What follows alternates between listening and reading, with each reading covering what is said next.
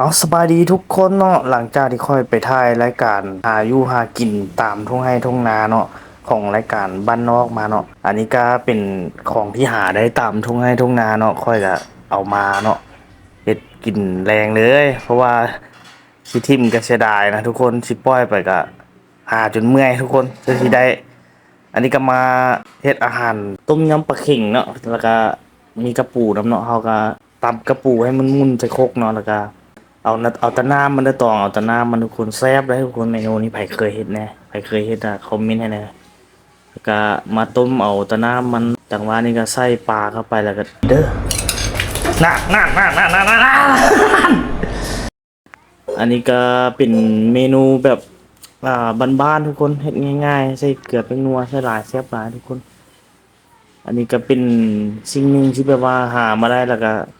มาจากการถ่ายน้ำเพิ่นมาแล้วก็มาเฮ็ดคนเดียว นี่เป็นผักเป็นหยังก็อยู่ข้างหลังเนาะแล้วใส่ใบบักกอกอ่อน